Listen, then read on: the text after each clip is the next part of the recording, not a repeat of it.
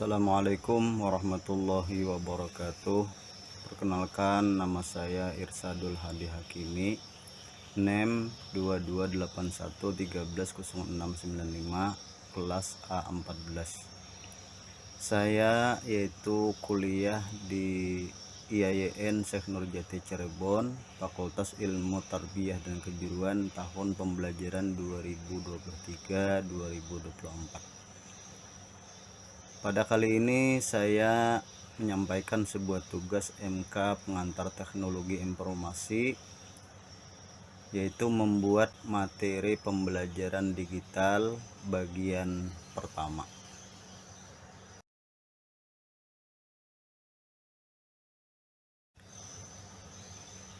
Pada bagian pertama, yaitu bagian A, prinsip-prinsip penerapan pembelajaran digital, yang mana mahasiswa tidak dapat dipungkiri bahwa revolusi digital telah masuk jauh ke dalam semua aspek kehidupan kita. Hampir tidak ada layanan yang tidak tersentuh oleh digitalisasi. Semua orang yang terbiasa menggunakan platform pembelajaran digital dapat secara mudah menyebutkan manfaatnya. Tetapi jika baru saja beralih ke PES pembelajaran digital dan bertanya-tanya tentang prinsip penerapan pembelajaran digital, maka dapat dicermati beberapa hal berikut. Yang pertama yaitu A, personalisasi. Setiap peserta didik tidak berada pada titik pembelajaran yang sama. Demikian pula dengan level pencapaian pembelajaran dan juga kecepatan belajarnya. Oleh karena itu, pembelajaran digital sebaiknya dikembangkan dan disesuaikan berdasarkan pada kemampuan peserta didik. Pengetahuan sebelumnya ataupun disebut dengan prior knowledge dan kenyamanan belajar peserta didik. Dengan memegang prinsip ini, maka kesenjangan belajar yang sering terlihat di kelas dapat dipersempit sehingga produktivitas setiap peserta didik dapat memaksimalkan melalui pembelajaran digital.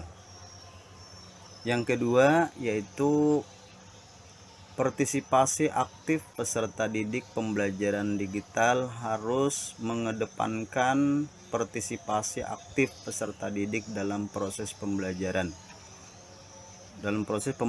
mereka sendiri, baik melalui permainan edukatif maupun simulasi virtual, di mana platform pembelajaran digital berkompetensi untuk membantu mencapai tujuan ini.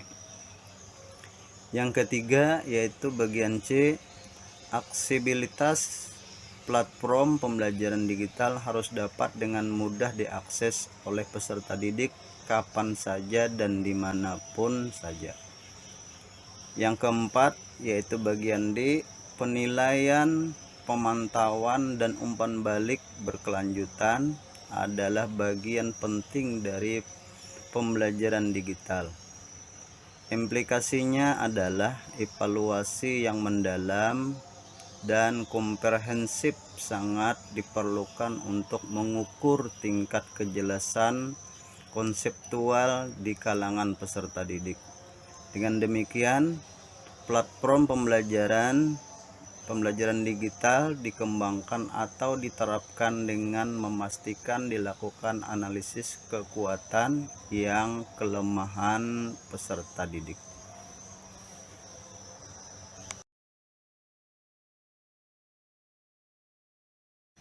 Selanjutnya ada beberapa langkah yang harus diperhatikan oleh pengajar dalam hal pengembangan pembelajaran digital ini, yang dapat saja difahami sebagai tambahan prinsip penerapan pembelajaran digital, yaitu diantaranya adalah A, pengajar harus secara aktif terlibat dengan proses pendidikan dan harus memahami kebutuhan dan harapan peserta didik. B, pengajar harus berkolaborasi dengan peserta didik untuk mengumpulkan ide-ide mereka tentang apa yang seharusnya tercakup dalam pembelajaran atau pembelajaran digital. C. Pengajar harus sangat akrab dengan bidang-bidang utama persoalan yang diajarkan agar relevan. Kemudian bagian D, pengajar harus mempunyai ide yang baik yang menjadi keunggulan setiap pelajaran dalam keseluruhan perencanaan kurikulum. Informasi dan aktivitas keterampilan yang tercakup dalam struktur tertentu.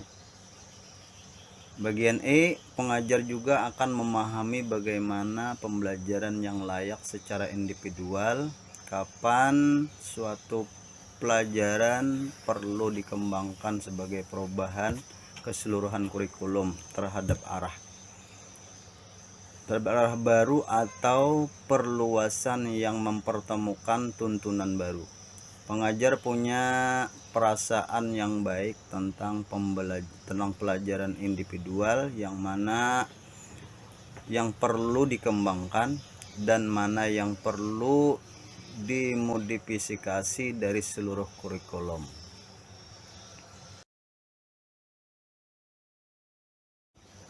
Selanjutnya pada bagian B, yaitu pengenalan alat dan aplikasi pembelajaran digital.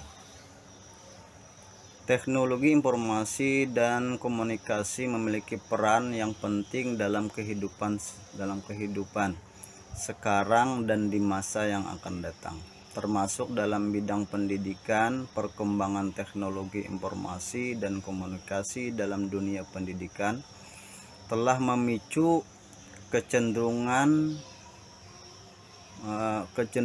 pergeseran dari pembelajaran konvensional secara tatap muka ke arah pembelajaran digital yang dapat diakses dengan menggunakan media seperti komputer tanpa dibatasi jarak, tempat, dan waktu oleh siapapun yang memerlukannya.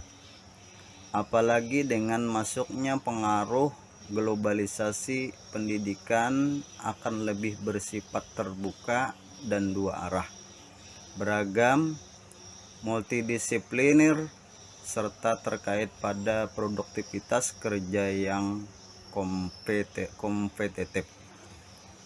Setelah mengetahui prinsip dan pemanfaatan pembelajaran digital, apakah mahasiswa mengetahui aplikasi apa sajakah yang termasuk dalam penerapan pembelajaran digital? Pengaruh global dari jaringan teknologi pembelajaran di sekolah, pendidikan tinggi, dan tempat kerja berimplikasi kepada kemudahan akses bagi semua orang untuk belajar melalui pembelajaran digital.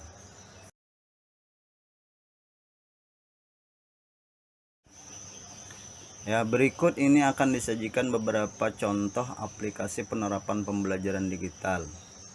Yang pertama yaitu mobile learning atau juga disebut dengan m-learning, didefinisikan sebagai pembelajaran yang disampaikan atau didukung oleh teknologi mobile.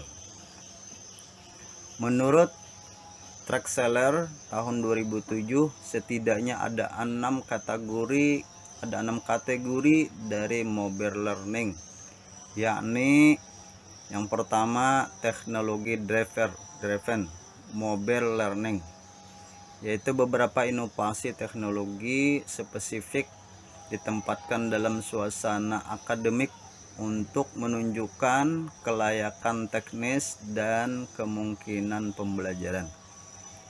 Yang kedua, miniatur portable e-learning mobile, nirkabil dan teknologi genggam digunakan untuk memberlakukan pendekatan dan solusi yang sudah digunakan dalam konvensional e-learning.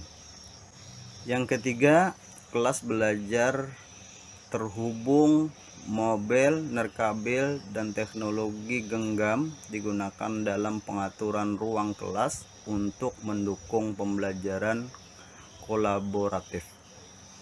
Yang keempat yaitu informal, personalisasi terkondisikan, mobile learning, mobile, nirkabil, dan teknologi genggam yang ditingkatkan dengan fungsi tambahan seperti video capture dan disebarkan untuk memberikan pengalaman lain yang dianggap sulit atau mungkin dilakukan. Yang kelima yaitu dukungan pelatihan ponsel, mobile, nirkabil, dan teknologi genggam digunakan untuk meningkatkan produktivitas dan efisiensi pekerjaan dengan memberikan informasi dan dukungan. Dan yang keenam yaitu adalah remote mobile learning, mobile, nirkabil, dan teknologi genggam yang digunakan untuk mengatasi tantangan lingkungan dan infrastruktur untuk memberikan dan mendukung pendidikan di daerah-daerah di mana konvensional e-learning teknologi akan gagal.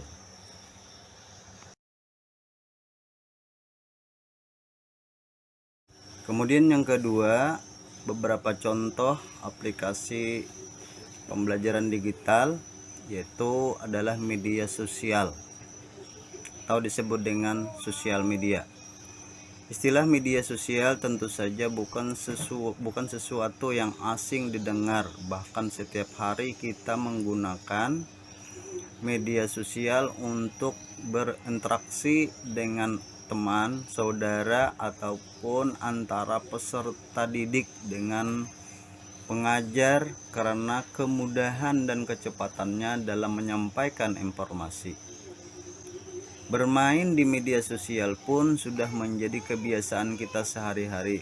Banyak situs penyedia media sosial seperti Twitter, Facebook, dan Instagram sebagai situs share foto terpopuler yang telah menjadi situs media sosial untuk chatting.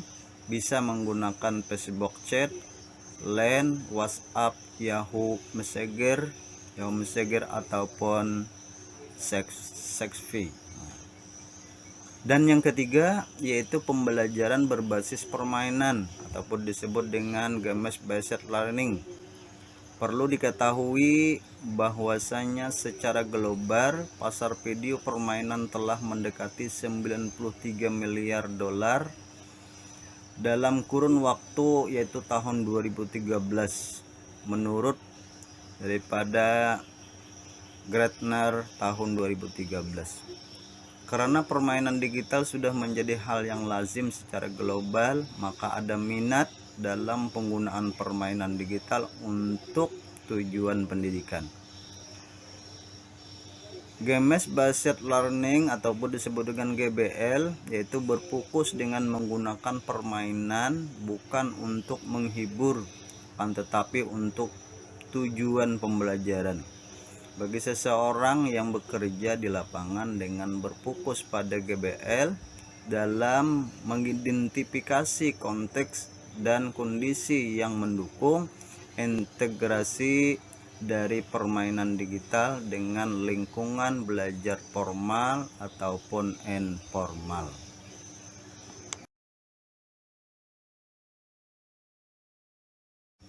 Selanjutnya yang keempat yaitu adalah pembelajaran elektronik berbasis awan ataupun cloud. Komputasi awan atau yang disebut dengan cloud computing merupakan konsep yang sedang ramai digunakan pada saat ini, di mana komputasi merupakan sebuah model yang memungkinkan terjadinya penggunaan sumber daya atau jaringan, server, media penyimpanan, aplikasi, dan survei secara bersama-sama. Kehadiran komputasi komputasi awan yaitu membawa sebuah perubahan dalam distribusi perangkat lunak, di mana pada komputasi awan yaitu kebutuhan akan adanya aplikasi pengolah kata dapat dilakukan melalui perambah. Nah, demikian yang bisa saya sajikan pada kali ini, semoga diterima dan bermanfaat untuk semua.